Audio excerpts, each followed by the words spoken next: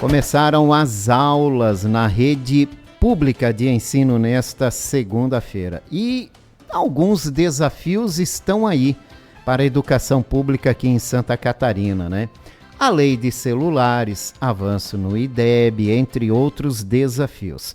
Para a gente conversar sobre educação, o especialista nesse assunto, Marcos Silva, que também é diretor da Escola Barão do Rio Branco, está conosco nesta manhã. Professor, bom dia, muito obrigado pela atenção com a gente mais uma vez. Bom dia, Jorge, bom dia a todos ouvintes da Rádio Itaberá, Band, né, Blumenau. Obrigado pelo espaço, pela oportunidade para a gente trocar algumas ideias a respeito do processo educacional. Vamos começar falando sobre a novidade deste ano, né? No início do ano, que é a lei dos celulares. A primeira questão em pauta, professor, que algumas pessoas perguntam é por que há necessidade de se criar uma lei nacional para limitar o uso de celulares em escolas no Brasil? Jorge, vamos pegar um pouquinho e os ouvintes vão entender, para a gente entender uma lógica das coisas. Até uns anos atrás, Jorge, as escolas, o sujeito, o pai, o aluno, o professor, todo mundo podia fumar dentro das escolas. A partir de um certo momento, isso virou uma questão de inconveniência social e virou, sobretudo, uma questão de saúde. O que aconteceu? Começou, então, uma lei que proibisse os cigarros nas escolas.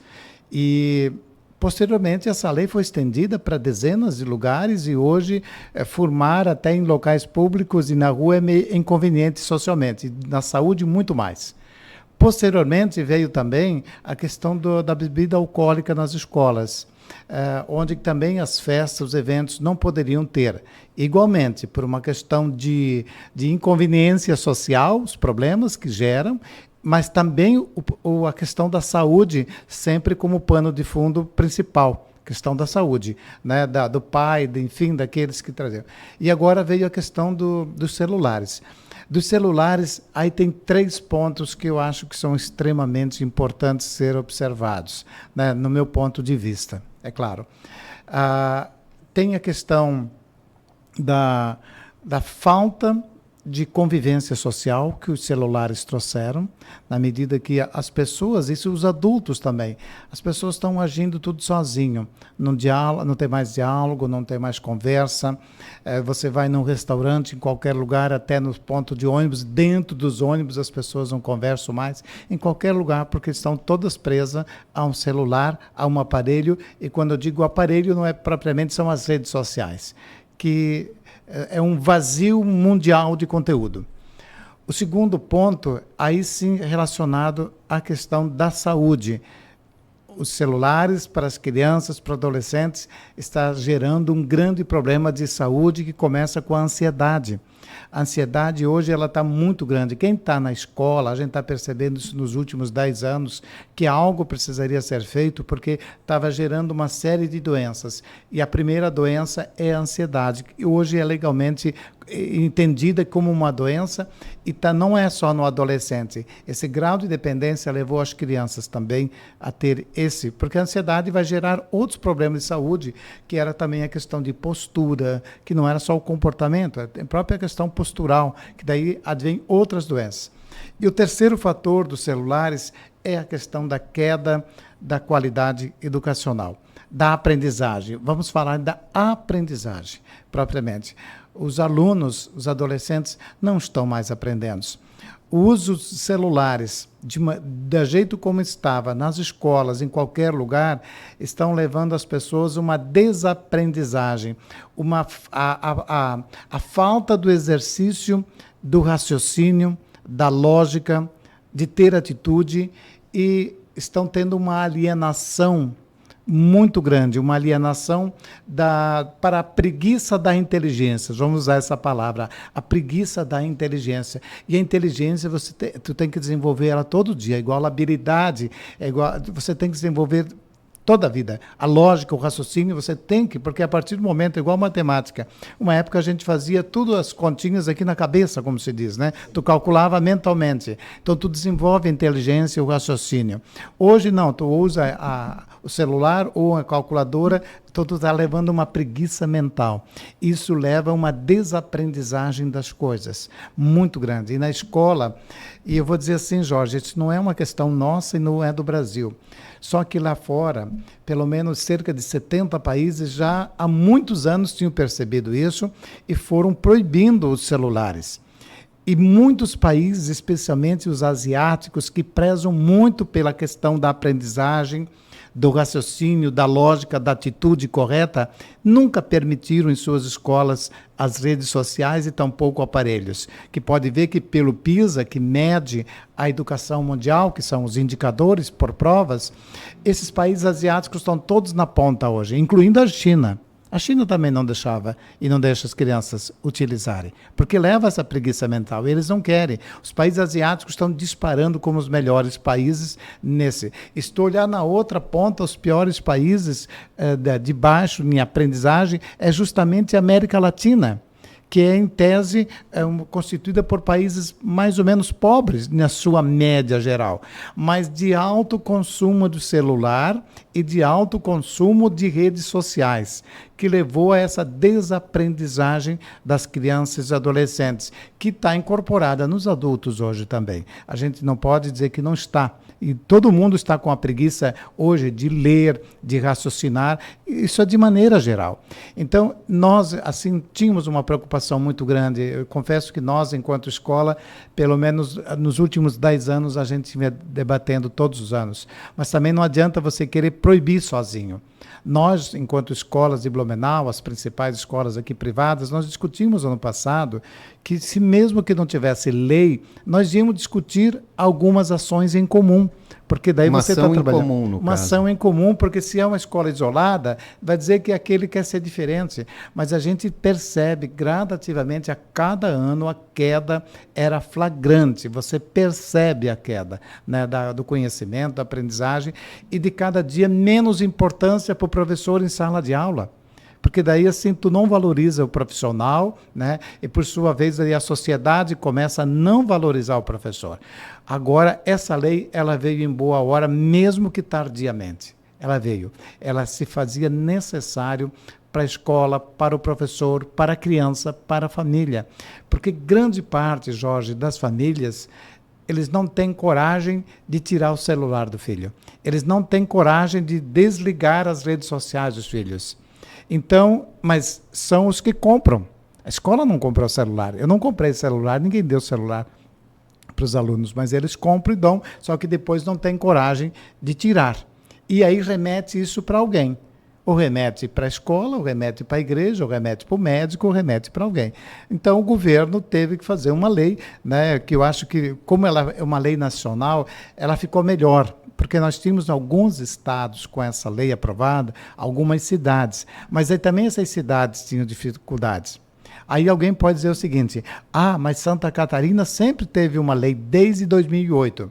Jorge, em 2008, nós não tínhamos redes sociais do modelo que tem hoje, e os celulares não tinham praticamente configuração nenhuma. Era tijolão, você sabe disso? A gente começou a comprar aqueles famosos tijolões. Então não tinha, o celular ele não tinha muita importância nenhuma. Então era uma lei morta em Santa Catarina do jeito que ela estava. A ponto que o próprio governo nunca fez nada, inclusive na rede pública estadual, para tirar isso, nem dos tijolões, nem posteriormente. Claro que ele pode dizer o seguinte hoje: mas o celular é importante como uma ferramenta. Como uma ferramenta, sim. Para você ter lá hoje a tua carteira de identidade, a carteira de motorista, teus documentos.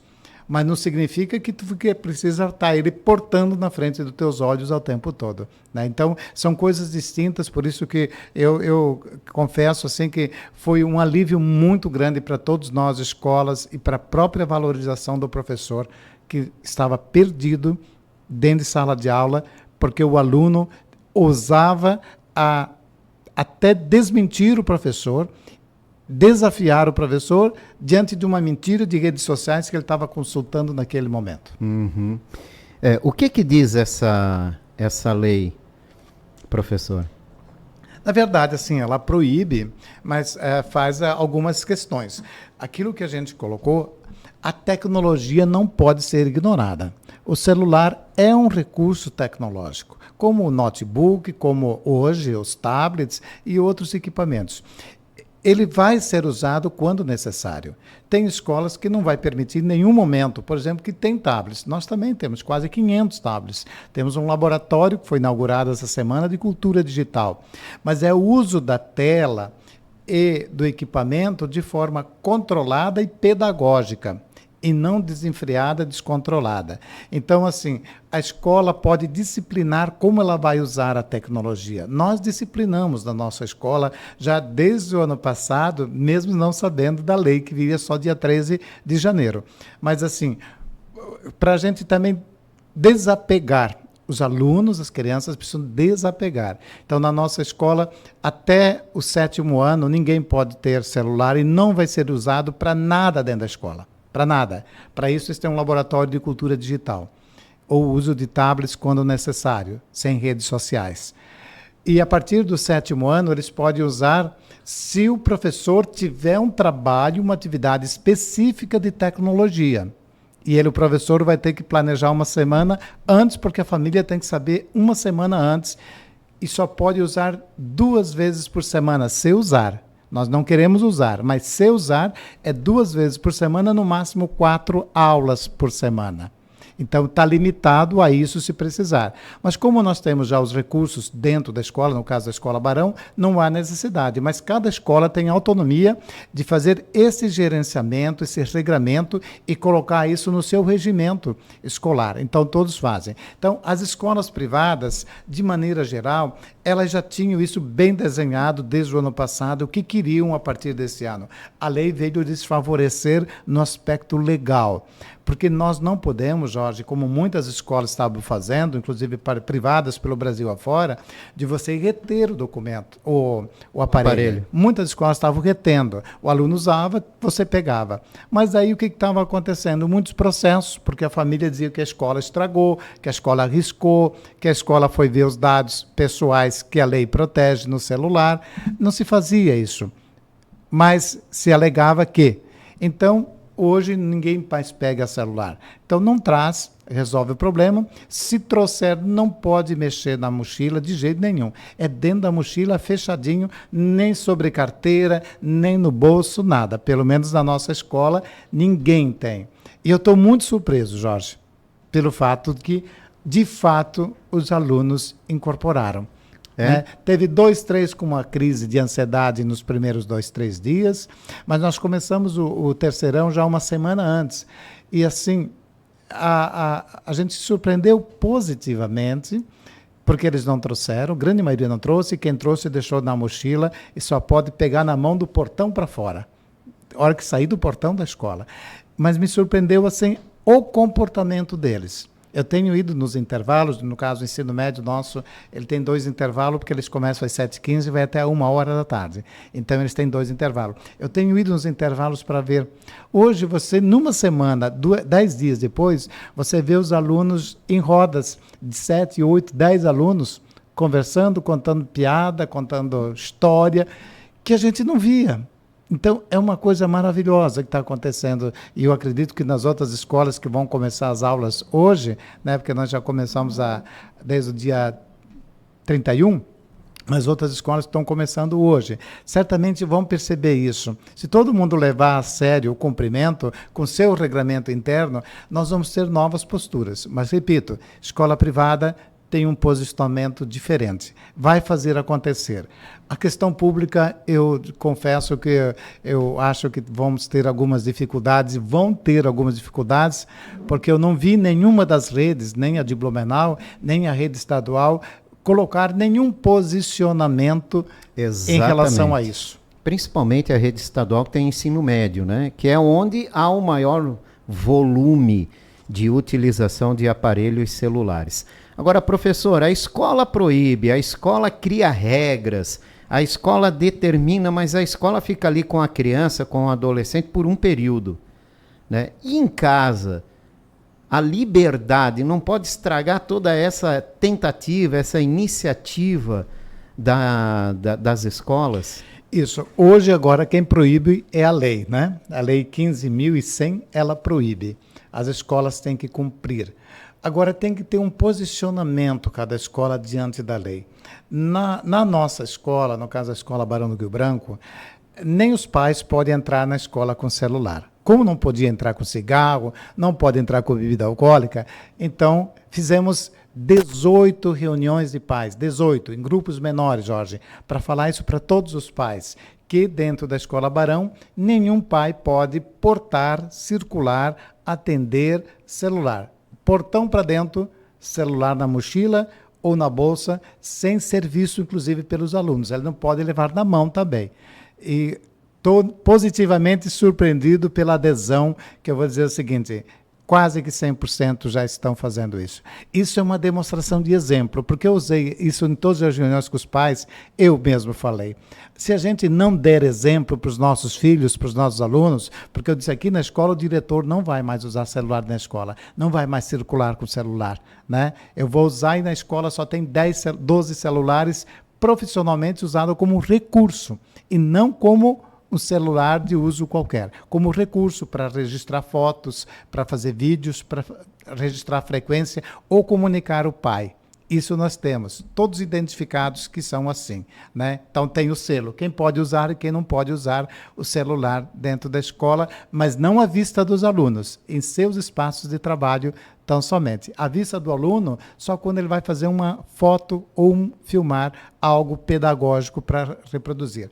Mas depende muito dos pais, a adesão dos pais. E a gente colocou, e eu acho que isso é importante, não adianta a gente também proibir 4 horas, a lei proibir em 4, 5 horas na escola, se em casa depois o pai dá o dobro para compensar o que ele não teve na escola. Essa lei da compensação não pode usar. Isso nós trabalhamos até mostrando algumas coisas com as famílias, que em casa eles teriam que tomar novas medidas também. Se em casa o aluno estava com 4 horas, reduz, não tira tudo, reduz para 50%.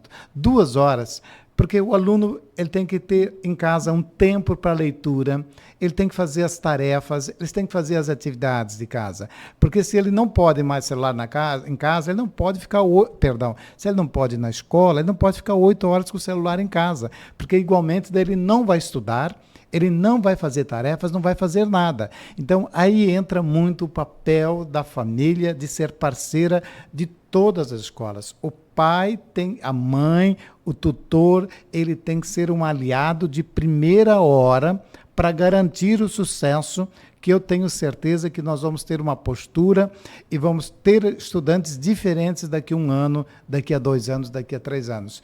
Mas a postura da escola, ela tem que ser espelhada em casa e vice-versa. Não adianta só um lado fazer e compensar em casa. Isso a gente não pode, né? Porque daí tu põe de água abaixo o que a lei propõe, o que a escola propõe. E nós queremos propor o que hoje? Que as crianças convivam mais, conversem mais, porque senão não adianta, né, Jorge, a gente investir em programas socioemocionais, que todas as escolas estão fazendo isso. O socioemocional começa pela interação, interagir as crianças, brincar, né? Em casa, igualmente. Então, as famílias têm que abraçar essa causa, têm que abraçar a causa da aprendizagem, tem que abraçar a causa da leitura, porque as nossas crianças, os nossos adolescentes não estão mais lendo, eles precisam ler mais. Né? Então, para ler mais, eles têm que ter menos tempo na frente das telas, na frente dos joguinhos, senão ele não vai ter tempo também. É verdade. Outro desafio, professor, nas escolas públicas, né, que iniciaram as aulas hoje, está no avanço do IDEB. O desafio é estadual, né? A gente começa pelo município, mas lembra do estado também. Por que o estado de Santa Catarina em si não consegue avançar no IDEB na visão do senhor? Olha, sabe, Jorge, eu fui muitos anos diretor de escola pública estadual também. E conheço um pouco também da rede municipal. Trabalhei durante 23 anos e meio como diretor, também fui professor da rede pública. Santa Catarina é um estado, em tese, economicamente forte, é o 5º do país. No índice de desenvolvimento humano, nós temos uma média muito boa, né, alta, comparado ao Brasil como um todo, mas em termos de educação nós estamos numa decadência faz muito tempo. Então Santa Catarina precisa rever o seu sistema de ensino, precisa rever o seu currículo, precisa rever a forma como está se trabalhando nas escolas. Não adianta do jeito como está continuar, porque a Santa Catarina, praticamente nos últimos, agora 5 anos, vamos pegar 6 talvez, tirando aí, a Santa Catarina está perdendo para os estados todos do Nordeste, que em tese tem uma pobreza muito maior que Santa Catarina, tem uma receita muito menor, mas em relação à educação estão muito na frente de Santa Catarina. Santa Catarina tem caído no ensino fundamental, no ensino fundamental sempre ficava entre os 8, 9, não estamos mais entre os 8. Santa Catarina, no ensino médio, ficava entre os 5, chegou várias vezes a ficar entre os 5. No pouco tempo agora, Santa Catarina caiu para 17º, Jorge. Sabe, isso é muito ruim. 17º quer dizer que tu ficou só na frente dos estados do norte, como Rondônia, Amazonas, Pará, que são estados que têm dificuldades geográficas enormes, que nem dá para comparar com Santa Catarina. Mas tem também a rede municipal de muitos municípios de Santa Catarina, também está com decadência. Então, precisa rever, eu acho, o sistema estadual de educação tem que rever o seu currículo, os municípios têm que rever os seus currículos também e suas práticas. Deu para provar também, Santa Catarina, que tem que rever e analisar, repensar a maneira como se contrata professor, como se trabalha o professor, as horas atividades que foram implantadas em muitos municípios de Santa Catarina e no próprio estado, mas essas horas atividades não estão resultando na prática nenhuma eficiência pedagógica, não estão. Então, algo de errado precisa ter. Então, não adianta você dizer que tem 100 mil professores ganhando 100 mil mal, reclamando todo dia do salário. É melhor, quem sabe, que tivesse 60 mil professores pagando muito bem, porque essa questão de estudar, planejar, corrigir a atividade de professor é inerente do professor. É inerente. Então, a hora atividade que seria para planejar, para corrigir e elaborar melhor as suas aulas, em Santa Catarina não está sendo eficiente. E precisa ser analisado o porquê. E já se passaram muitos secretários, muita conversa e a coisa não tem acontecido. E isso não é bom para o nosso Estado. Não é bom. É uma pena, porque daí quando se fala a nível nacional, eles acham que daí a escola privada está no mesmo caminho. Graças a Deus, ao contrário. Santa Catarina, em termos de educação privada, é uma das melhores do Brasil. Aí contrapõe com a escola, com a rede estadual pública. E alguns municípios que estão deficiência. Até alguns municípios aqui da nossa região que eram excelentes no IDEB e caíram nos últimos 3 anos. Então, se é só um ano, tu pode dizer, não, houve algum problema. Mas quando tu começa todo ano a ter queda, algo de errado está no seu sistema. Algo de errado está acontecendo na condução dos processos, né? E Blumenau também, no meu ponto de vista, eu quero colocar a minha opinião, né, porque eu não estou lá, mas a gente acompanha e enxerga. Precisa ser revista algumas coisas, quem sabe a nova gestão que está assumindo agora possa rever e observar que tem algo que tem que ser modificado, sob pena de Blumenau também ter o IDEB equivalente ao município pequeno, o pobre do norte e nordeste do Brasil, e aí é inconcebível, né, Jorge? Sem dúvida nenhuma. Professor, obras na Escola Barão do Rio Branco, como é que está aí a evolução das obras de ampliação, ao mesmo tempo que tem obras de novas alas também, tem reforma na Escola Barão do Rio Branco. Como é que está a aplicação desses projetos? Jorge, estão indo muito bem, né? Demorou um pouquinho para a prefeitura aprovar todos, porque eram muitos trâmites. São 5 prédios novos que vão ser construídos. Nós estamos agora, então, no primeiro, e esse primeiro nós devemos terminar agora no mês de outubro, se der tudo certo, o tempo ajudar. São 5 pisos, né? 5 andares, então o primeiro agora. E está bem, as obras estão dentro da planilha, né, que a gente acordou juntamente com a construtora que está fazendo, por isso a gente também pegou uma construtora que tivesse capacidade técnica de mão de obra, que é uma grande dificuldade. Paralelamente, a Escola Barão está também fazendo reforma nos prédios atuais, né, internamente, para quando tiver os prédios novos, você fazer a reforma externa desses prédios, mas internamente eles já estão em grande parte aquilo que é possível, vão ficar muito próximo do que os novos. Embora que os prédios novos, Jorge, eles vão com menos sala de aulas e mais espaços de aprendizagem, porque os espaços de aprendizagem hoje são os chamados espaços makers, são os laboratórios, são áreas de convivência, áreas de estudos, né, de experimentações. Então, vai ter muitos espaços, né, mini bibliotecas em vários lugares, porque não adianta você ter uma biblioteca centrada num único lugar e as pessoas não irem, né? Então, você tem que levar os livros para dentro da sala de aula. Então, é descentralizar o sistema de bibliotecas também. Então, isso tudo a gente já está fazendo, está indo muito bem e a gente está muito feliz também pela procura antecipada de matrículas que a gente teve o ano passado e esse ano de forma excepcional, a ponto de a gente não poder atender todas as famílias e já abrir inscrições para o ano que vem, então, para as famílias que desejarem, porque a gente teve uma procura, porque não é só os prédios em si, junto com os prédios novos, tem uma proposta pedagógica diferenciada. Eu coloco que o nosso ensino médio, esse novo ensino médio, entre aspas, que veio, de fato, assim, a gente estudou 5 anos para implantar ele. E nesses 3 primeiros anos de implantação, a gente foi fazendo todos os ajustes necessários. E, graças a Deus, a gente terminou o ano como um dos melhores ensino médios do estado de Santa Catarina.